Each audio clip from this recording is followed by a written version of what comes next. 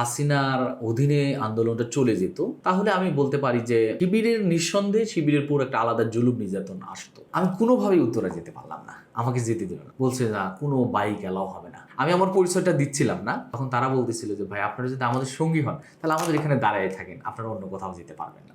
একটা video viral হচ্ছে, মানে অনেক দিন যাবত আর কি। অনেকে বলছে যে এটা 5 আগস্টে অথবা 4 আগস্ট রাতের, মানে আপনাদের মুনাজাতের একটা ভিডিও, আপনি এবং শরীফুল ইসলাম মাসুদ ভাই সহ আপনার কান্না করতেছিলেন আর কি। এটা আসলে কোন সময় বা কোথাকার ভিডিওটা? এটা 5 আগস্টের যেদিন আমরা বিজয়ী হলাম। বিজয়ী হওয়ার পরে আমি ওই সময় ঢাকা মেডিকেলে যাই। প্রথমে ঢাকা মেডিকেলের সামনে গিয়ে আমি একটা ভিডিও বার্তা দেই 1-1.5 মিনিটের। বিশেষ করে ওই সময় যেন অন্যান্য ধর্মাবলম্বী যারা আছেন, অন্য ধর্ম অনুসরণ করেন যারা, তাদের কোনো উপাসনালয় যেন ক্ষতিগ্রস্ত না হয়, এজন্য শিবিরের জনশক্তিদের একটা ভিডিও বার্তার মাধ্যমে একটা নির্দেশনা প্রচার করি। এরপরে ওখান থেকে আমরা এসে প্রচুর মিছিল হচ্ছিল, প্রচুর গ্যাদারিং হচ্ছিল, মিছিলে ছিলাম। এসে আমাদের শিবিরের কেন্দ্রীয় অফিস দীর্ঘ মানে প্রায় আওয়ামী লীগের শাসন আমলের 10 সাল থেকে বা একটা দীর্ঘ সময় পর্যন্ত বন্ধ ছিল।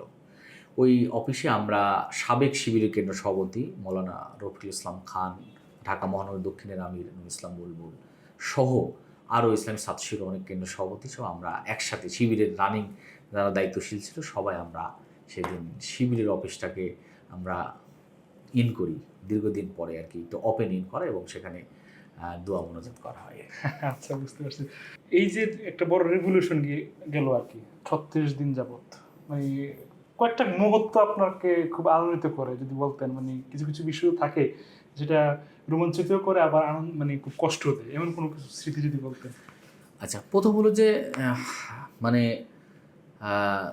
সবচাইতে এই 36শে জুলাই বা মানে 5 আগস্ট এই টাইমটার ভিতরে স্পেশালি ছাত্র শিবিরকে নিষিদ্ধ করা হয়।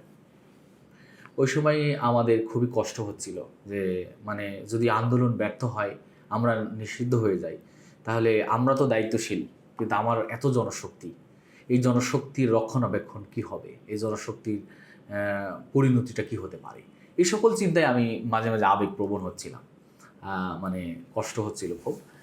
আর আনন্দিত হচ্ছিলাম যে আমাদের ভাইরা মানে নিষিদ্ধ হয়েছেন এটা জানার পরেও তারা কেউ মানে মাঠ ছেড়ে নিজেদেরকে লুকানোর জন্য কোনো চেষ্টা করেন নাই, তারা মাঠেই আছেন এবং আন্দোলনটাকে সফল করার জন্য তারা আরও বেশি তৎপর। এটা আমার কাছে খুবই শক্তির কারণ মনে হচ্ছিল, আমার মনোবলটাকে বেড়ে যাচ্ছিল। আর একটা বিষয় যে খুবই, আমি আন্দোলনের সময় মানে বাইক নিয়ে বের হতাম, আমার মনে আছে মানে প্রতিদিনই বের হইতাম এবং বের হয়ে দেখতাম আন্দোলনের কী অবস্থা। আমার মনে আছে যে একদিন আমি উত্তরাতে যাওয়ার পথে সাধারণ ছাত্ররা একটা জায়গায় তারা রাস্তা ব্যারিকেড দিয়ে বন্ধ করে রেখে দিয়েছেন। আমি কোনোভাবেই উত্তরা যেতে পারলাম না, আমাকে যেতে দিল না, বলছে না কোনো বাইক এলাও হবে না। আমি আমার পরিচয়টা দিচ্ছিলাম না, কারণ পরিচয়টা ওই সময় আন্দোলনের একটা পর্যায়ে যায়। আমি নেমে বলতেছিলাম যে আমরা কিন্তু আন্দোলনেরই আপনাদেরই সঙ্গী। তখন তারা বলতেছিল যে ভাই আপনারা যদি আমাদের সঙ্গী হন তাহলে আমাদের এখানে দাঁড়ায় থাকেন, আপনারা অন্য কোথাও যেতে পারবেন না।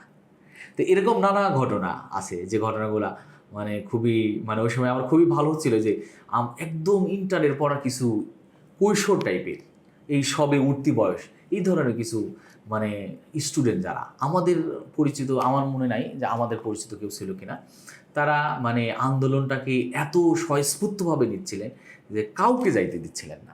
আমি অনেক চেষ্টা করার পরেও লাস্টে তাদের সাথে দীর্ঘক্ষণ ওখানে অবস্থান করি।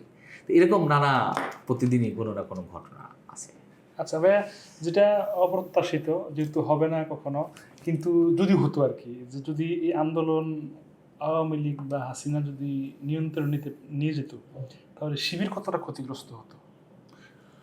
তো বলো যে এই আন্দোলন যদি ব্যর্থ হতো বা হাসিনার অধীনে আন্দোলনটা চলে যেত, তাহলে আমি বলতে পারি যে শিবিরের নিঃসন্দেহে শিবিরের পুরো একটা আলাদা জুলুম নির্যাতন আসতো।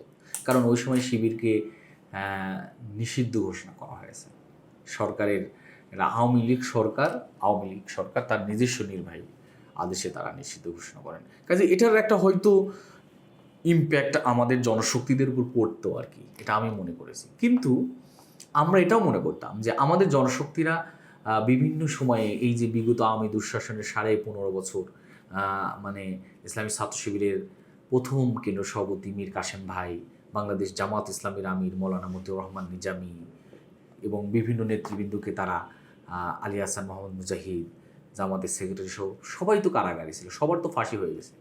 শিবিরের প্রথম কেন্দ্র সভাপতি ফাঁসি হয়ে গেছে। কাজে এই যে এরকম সিচুয়েশনগুলো ফেস করতে করতে ইসলামী ছাত্র শিবিরের জনশক্তিরা পরিস্থিতিতে কেমন উদ্যোগ গ্রহণ করা বা কীভাবে ফেস করা যায় সেটা শিবিরের অভ্যস্ততা ছিল। কাজেই খুব বেশি আমরা হতাশ ছিলাম না যে আমরা যদি ব্যর্থ হয়ে যাই আমাদের জনশক্তির বা আমরা অনেক বেশি ক্ষতিগ্রস্ত হব। তবে আমরা এই সময়গুলোতে এতটুকু আশাবাদী ছিলাম যে আমরা জয়ী হব, আল্লাহ আমাদেরকে সফল করবেন। আচ্ছা, এমনি সমালোচকদেরকে এই কথাটা বলতে চান কিনা যে আন্দোলন তো অনেকে ক্ষতিগ্রস্ত হয়েছে, কিন্তু দল হিসেবে তো জামায়াত এবং শিবিরকে নিষিদ্ধ করা হয়েছে। অনেকে তো প্রশ্ন করে যে তোমরা কোথায় ছিলে, কি করতে, এখন বলে। কিন্তু আন্দোলনে সবচাইতে হাসিনার আতঙ্কই ছিল জামাত শিবির, এমনকি সেই জন্যই তারা নিষিদ্ধ করেছে। এই বিষয়টি নিয়ে আপনি এই ব্যাপারটা মানে আমার কাছে যেটা মনে হয় যে যারা আমাদের সমালোচনা করে যে শিবির বা জামাত এতদিন কই ছিল, তারা আসলে পুরো আন্দোলনের দিকে তাদের দৃষ্টি নাই বা আন্দোলনকে তারা ধারণ করে না বলে আমার কাছে মনে হয়। যদি আন্দোলনকে তারা ধারণ করতেন তাহলে এই যে এই আন্দোলনের অভিযোগ করা হচ্ছে বারবার ইসলামী ছাত্র শিবিরকে, এই আন্দোলনের মানে অভিযোগ করা হচ্ছে জামাত ইসলামীকে। কাজে এই জামাতকে এই আন্দোলনকারী হিসেবে অভিযুক্ত করা হচ্ছে, শিবিরকে অভিযুক্ত করা হচ্ছে, এটা দেখলে বোঝা যায় যে এই আন্দোলনটায় ছাত্র শিবিরের ভূমিকাটা কেমন ছিল। কাজে যারা সমালোচনা করেন তারা সবসময় সমালোচনাই করবেন। ইসলামী ছাত্র শিবির যৌক্তিক জবাব দিয়ে সামনে এগিয়ে যাবে। ইসলামী ছাত্র শিবির কাজে বিশ্বাসী। ইসলামী ছাত্র শিবির নতুন ছাত্রদেরকে কোনো কিছু উপহার দেওয়ার জন্য বিশ্বাসী। কাজে সেটা নিয়ে ছাত্র শিবির সবসময় ব্যস্ত থাকবে।